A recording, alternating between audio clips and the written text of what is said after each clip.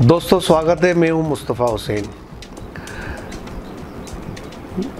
2023 में मध्य प्रदेश और राजस्थान यानी देश की हिंदी पट्टी में विधानसभा चुनाव होने हैं और ये विधानसभा चुनाव भारतीय जनता पार्टी के लिए बेहद महत्वपूर्ण है, क्योंकि आपको जैसा पता है कि जो ये हिंदी पट्टी है, ये जो इलाका है, ख़ास तौर पे मालवा मेवाड़ का जो इलाका है, मध्य प्रदेश और राजस्थान का जो इलाका है, ये पूरा इलाका संघ परिवार की नर्सरी कहलाता है और यहाँ से संघ का ओरिजिन माना जाता है। खासा ज़मीन पर खासी पकड़ संघ की मानी जाती है इस पूरे इलाके में। तो ये जो विधानसभा चुनाव आने वाले महीनों में मध्य प्रदेश और राजस्थान में होने हैं, तो यहाँ पर भारतीय जनता पार्टी और संघ की अग्नि परीक्षा होनी है कि यहाँ बीजेपी सरकार में वापसी करे, राजस्थान के अंदर कांग्रेस को बेदखल करके बीजेपी सत्ता में जाए। लेकिन ऐसे समय में जबकि चुनावी साल है और सब तरफ चुनावी बिसात बिछ चुकी है, आज एक बड़ी खबर दैनिक भास्कर ने उठाई है। दैनिक भास्कर ने जो खबर उठाई है, उसने जो लीड स्टोरी उसने दी है, जिसमें कहा गया है कि 1000 करोड़ के अफीम कारोबार पर कब्जे का संघर्ष, इसलिए भी झुलस रहा है मणिपुर।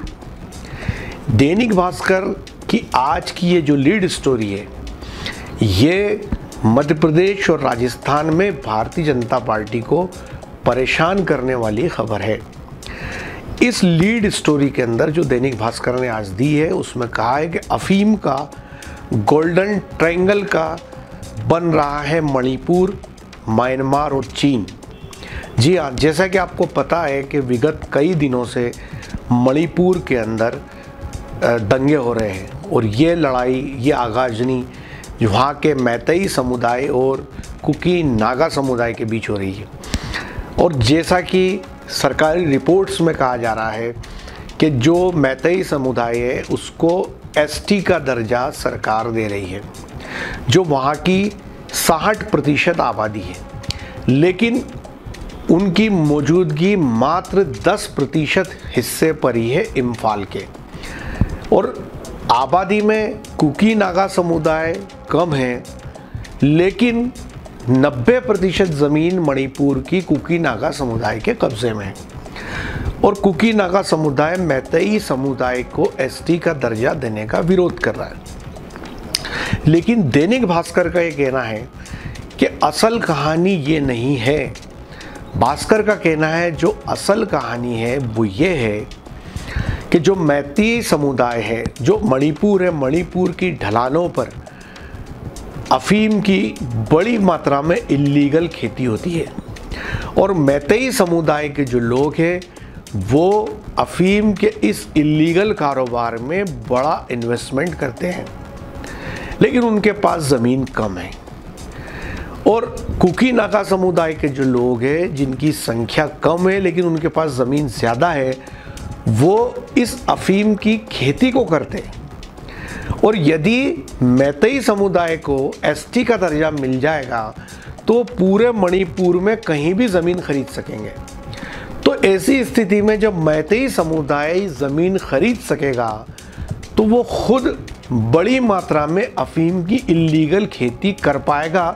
अभी उसको खेती करने के लिए कुकी नागा समुदाय की ज़मीन की ज़रूरत पड़ती है। तो भास्कर ने अपनी स्टोरी में ये इस्टेब्लिश किया है कि ये पूरा झगड़ा, ये दंगा 1000 करोड़ के अफीम के कारोबार के कब्जे का है।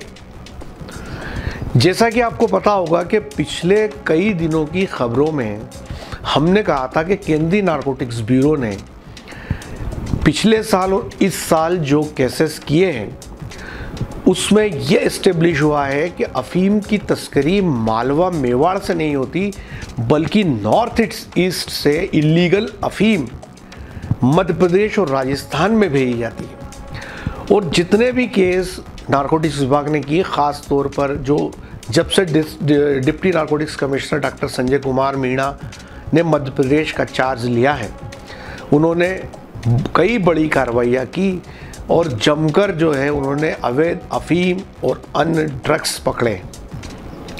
तो उनकी कार्रवाइयों में जो चीज़, जो फैक्टर सबसे बड़ा निकल के आया, वो आज से पहले ये फैक्टर कभी सामने नहीं आया था।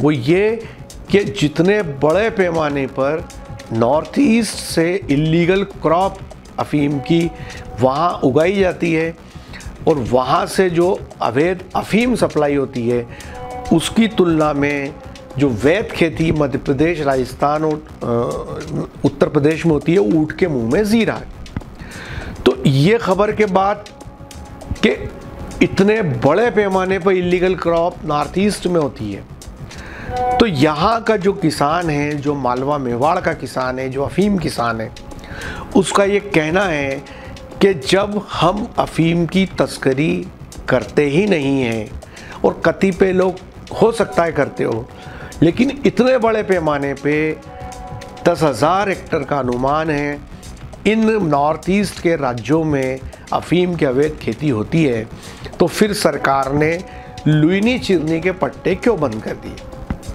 और जैसा आपको पता होगा कि लगातार जो अफीम किसानों की संघर्ष समितियाँ है वो आंदोलन कर रही है।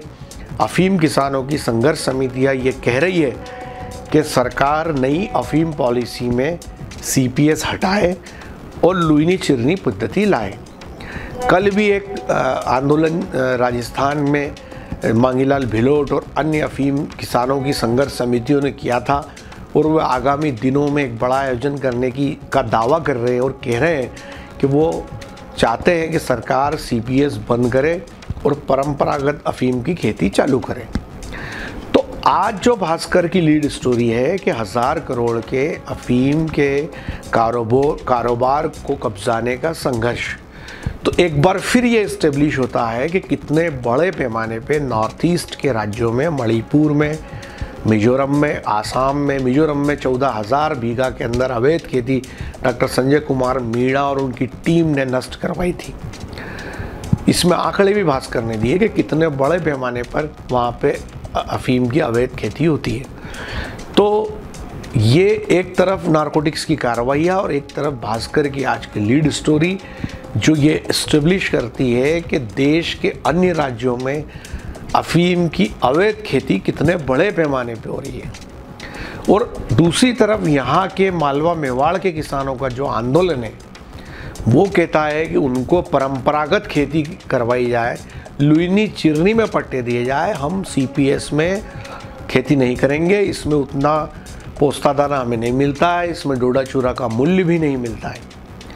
तो जाहिर सी बात है कि चुनावी वर्ष है, 23 के अंदर मध्य प्रदेश और राजस्थान में विधानसभा के चुनाव होने हैं और 24 में देश में आम चुनाव होने हैं, और ये दोनों ही हिंदी पट्टी के राज्य भारतीय जनता पार्टी के एतबार से काफ़ी महत्वपूर्ण है।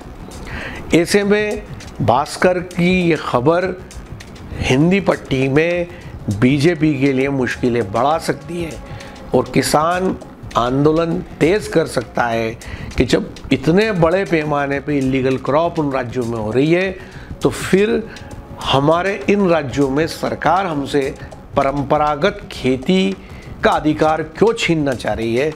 ये हमारे आन बान शान से जुड़ा मामला है। हम रिवायती तौर पर परंपरागत तरीके से अफीम की खेती करते हैं। तो कुल मिलाकर के चुनावी साल में ये घटनाक्रम काफ़ी महत्वपूर्ण हो जाता है जो भास्कर ने आज लिखा है। संभवतः ये देश में पहली बार किसी न्यूज़पेपर की सुर्खियाँ बना है कि मैतई और नागा कुकी समुदाय के बीच जो दंगे हो रहे हैं उसके पीछे जो कारण है वो अफीम का खेती है, बड़ा कारोबार है। जो कारण है वो अफीम का 1000 करोड़ का कारोबार है और उसको कब्जाने के लिए, उसको अपने हाथ से नहीं जाने देने के लिए ये सारी लड़ाई चल रही है। कुकी नागा चाहता है कि मैतई समुदाय को ST का दर्जा न मिले। यदि ST का दर्जा मिल जाएगा तो कुकी नागा समुदाय पे जो डिपेंडेंसी है मैतई समुदाय की अफीम की खेती के लिए वो ख़त्म हो जाएगी और मैतई समुदाय मणिपुर में ज़मीनें खरीद पाएगा और वहाँ पर वो अफीम की खेती कर पाएगा। वैसे मणिपुर के जो लोग हैं, जो स्थानीय लोग हैं, वो इस बात से इनकार करते हैं कि वो अफीम की खेती करते हैं। लेकिन जो सरकारी सोर्सेज है, जो आंकड़े हैं, जो कार्रवाइयाँ हैं, जो पुलिस की, नारकोटिक्स की, केंद्रीय एजेंसियों की, वो साफ तौर पे ये कहती है कि मणिपुर, म्यांमार और चाइना एक गोल्डन ट्रायंगल है अफीम के कारोबार के लिए, और यहाँ बड़े पैमाने पे अफीम की अवैध खेती होती है। तो ये था अब तक का अपडेट। आगे के तमाम अपडेट के लिए बने रहें हमारे साथ। जय हिंद, जय भारत।